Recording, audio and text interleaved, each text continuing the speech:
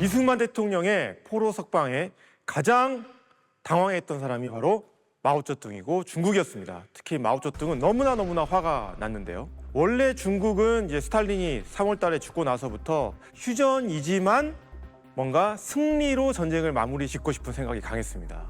이때 전선을 한번 보면은 전선에 돌출부가 하나 형성되어 있어요. 거기가 바로 이제 금성 돌출부인데요. 중국은 이 돌출부를 없앰으로써 뭔가 군사적으로도 유리한 방향으로 휴전을 좀 하고 싶었고 군사적인 승리를 정치적인 승리로 미화하고 싶었던 생각이 있었던 겁니다. 중국은 이미 5월 달부터 금성 돌출부를 제거하기 위한 작업을 계속 해왔습니다. 5월 달에는 이 금성 돌출부 전 전선에서 탐색전을 가하면서 공격을 감행을 해오고 있었습니다. 그러다가 6월 달에는 금성 돌출부의 우견부 쪽으로 집중적으로 공격을 해오면서 여기를 지키고 있던 한국군 2군단이 무너지는 상황이 발생을 했습니다. 그런 와중에 공산포로를 우리가 딱 석방을 하자 마오쩌둥이 6월 19일 날 집중적으로 한국군을 공격해라는 지시를 하게 되는 겁니다. 그래서 펑더와이 같은 경우도 최대한 많이 준비를 해서 7월 10일에 한국군을 우리가 한번 집중적으로 공격하자라는 것을 결정하고 이른바 7월 공세 혹은 최후 공세 혹은 금성 전투를 하게 되는 겁니다. 이 금성 전투는 중국 입장에서는 지금까지 볼 수 없었던 대규모의 군대를 동원을 했는데요. 총 5개 군이 동원이 됩니다. 그래서 최소 1만 명 이상을 섬멸하려는 그런 목표를 가지고 있었습니다.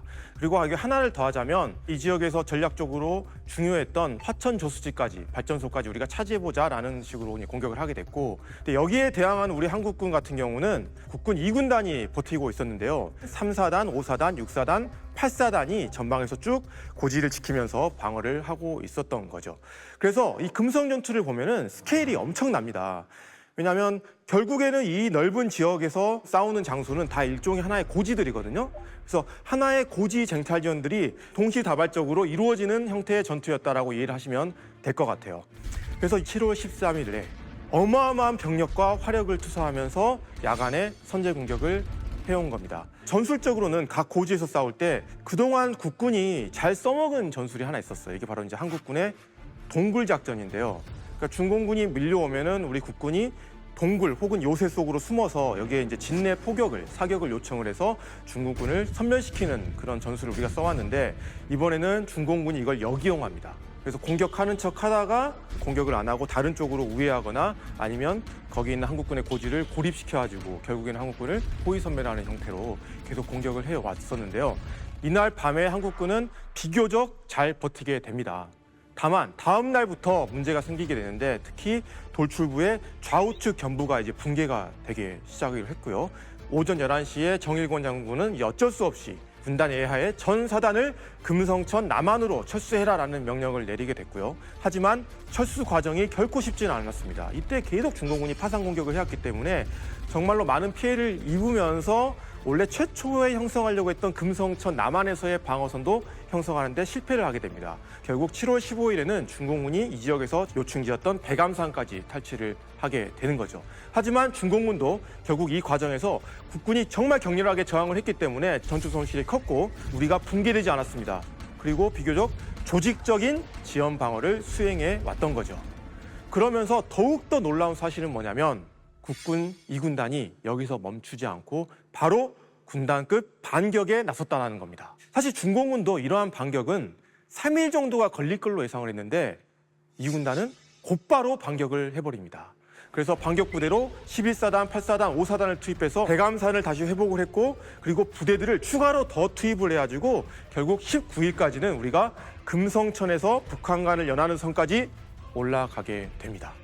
그런데 이때 정전협정이 거의 타결 수순을 받으면서 더 올라갈 수도 있었겠지만 미팔군에서 더 이상 진격을 중지해라라는 지시를 하게 됐고요. 결국 처음 우리가 뺏긴 금성 돌출부를 전부 다 수복하지는 못했지만 어느 정도 빼앗긴 곳을 상당 부분 수복하는 데 성공을 했던 거죠. 물론 이 전투 과정 중에 한국군의 손실도 컸습니다. 약 한 14,000여 명 정도의 손실이 났어요. 그런데 중공군의 손실은 이보다 훨씬 더 큰 6만 명이 넘는 손실을 입었습니다.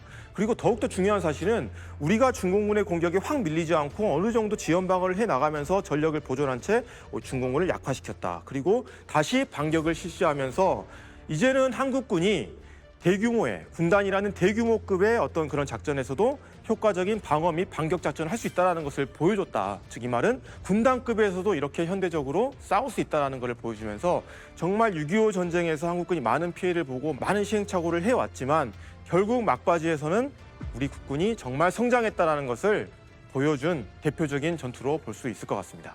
이렇게 6.25 전쟁의 전투는 금성 전투를 마지막으로 막을 내리게 됩니다.